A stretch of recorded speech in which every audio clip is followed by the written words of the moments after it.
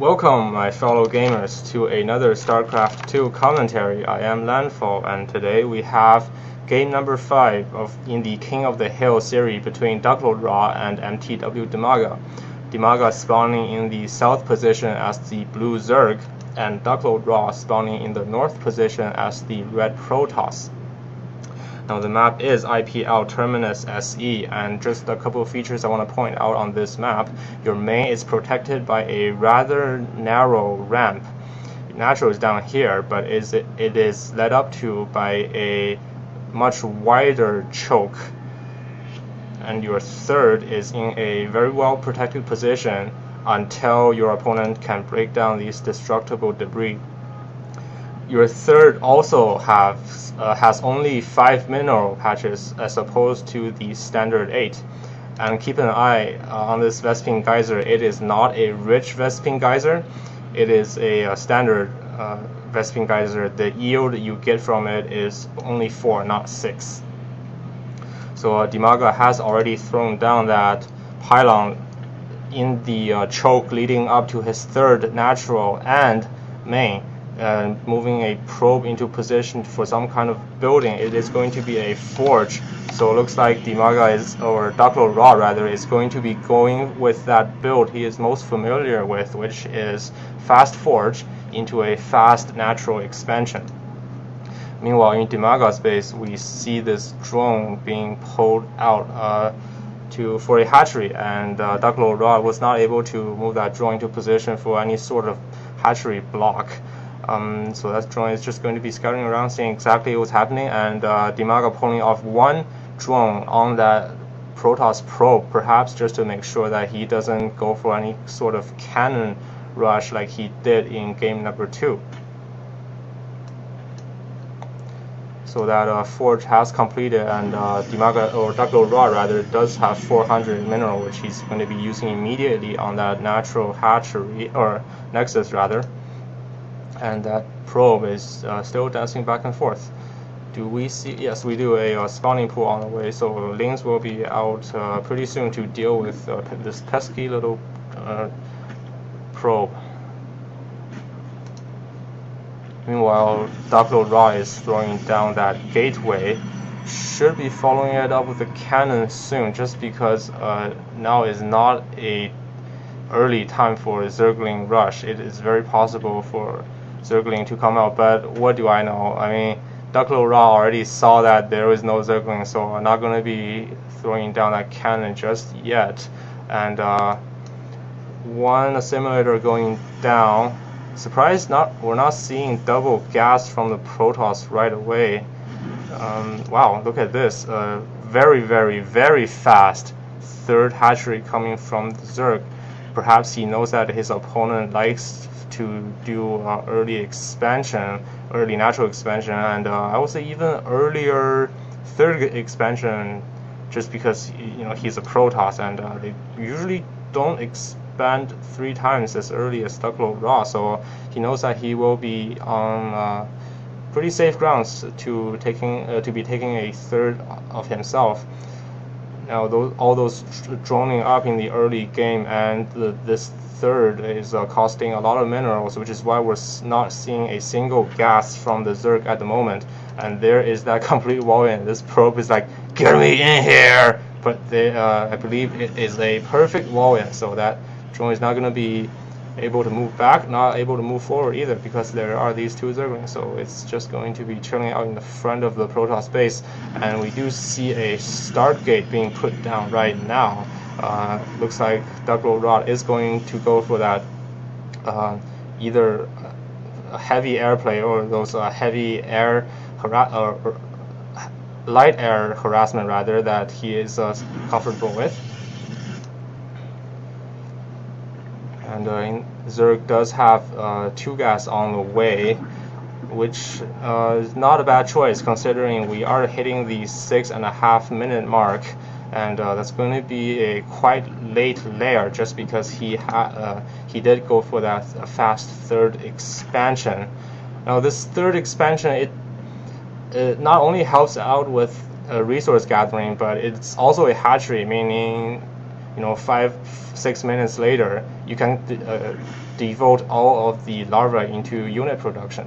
And the third Nexus for our Protoss player has already gone down, and the Zerg player does see that, so he knows that he will be quite safe to drone up for for a while longer. And we do see that about 5 seconds ago he was making 15 drones at once. Let's look at the harvester count.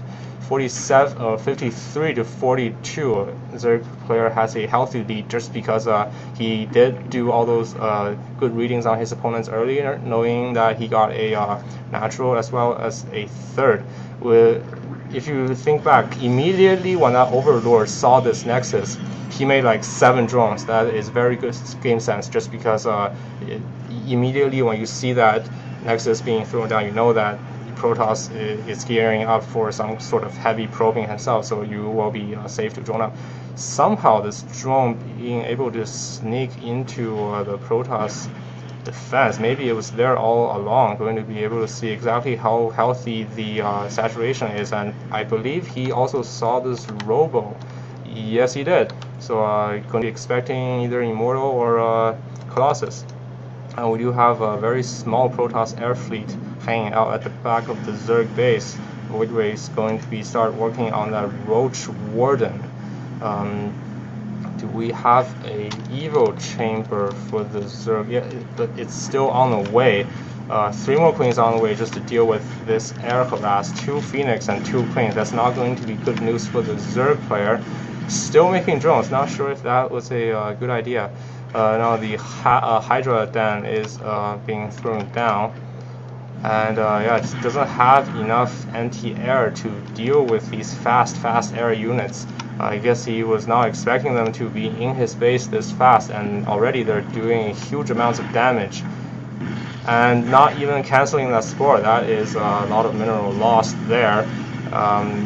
Queens just getting picked up one by one by these Phoenixes, and they're going to be working on the Overlord right now. We see 2 Queens, 3 Queens marching into the Zerg main, trying to save these Overlord. I feel like I'm watching March of the Penguins here. They're just so slow off creep. It looks like there's not enough energy or something for Graviton Beam, and Transfuse going down, saving that last Queen over there. Is this warrior going to go down? Yes, it does. Get started. Snipe darted by that Hero Queen. Only 2 kills, so we see that the Zerg player did lose 7 workers. Not a bad harassment. And Hydra's popping out, going to be able to reinforce this 4th Zerg base from those pesky Phoenixes.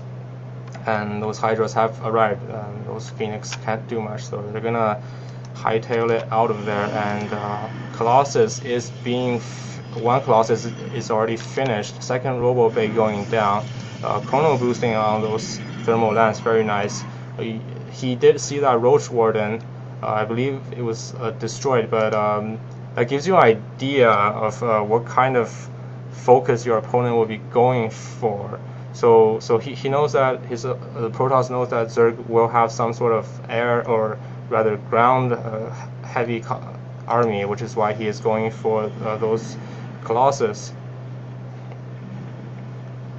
Now the Zerg player is on 4 base, but if we look at the harvester count, Protoss is actually ahead. Yeah, this is not looking good for the Zerg player. He needs to either drone up or do some sort of attack just to punish his opponent. But I mean, 2 Colossus out already, and this wall in is pretty hard to break. So not sure what the Zerg player can do as of now. The Zerg does see this gathering of air units. How is he going? He's going to prepare with 3 spore crawlers. Not sure if that's going to be enough, especially when about 6 Phoenix is already in his main, picking up drones. Should really be picking up the Queens. Yes, there we go. 1 Queen going up. Has enough energy for a 2nd Graviton. Yeah, there goes the 2nd Graviton Beam. And so far in the main, there are no more Queens to deal with this. I mean, the Spore Crawlers are finished, but they cannot shoot when the Phoenixes are just dancing on the edge of the flame, he should really be, yes, there we go, pulling back the Hydra to deal with this pesky Phoenix harass, but looks like Phoenix is going to be running out, and even picking up a free Queen on their way out, just being so annoying. Meanwhile, this Protoss ball is looking very, very scary. Those 4 Colossus, the amount of roaches and Hydra you will need to deal with 4 Colossus is just not resource efficient. At this point, he really needs some kind of anti-air. I mean, Corruptors will do fine just because those Phoenix don't do nearly as much damage to Corruptors, and they can shoot down those Colossus, and also because Corruptors have relatively high HP, so even if you do run into a meat grinder of Stalkers, they don't die that fast, giving them more time to kill those Colossus. We do see Infestors popping out.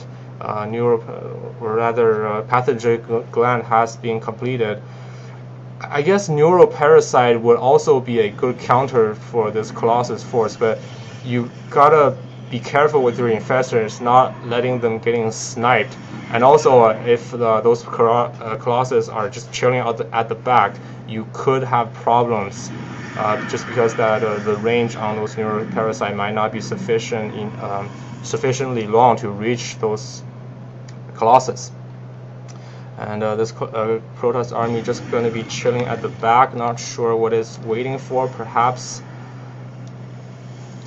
well, there's only still 60 seconds left on that armor, so not on that Protoss ground armor level 1, so not worth it to wait for it there. Perhaps just some reinforcement. Can't wait too long though, because this Neuroparasite is almost done, and it could make or break this battle.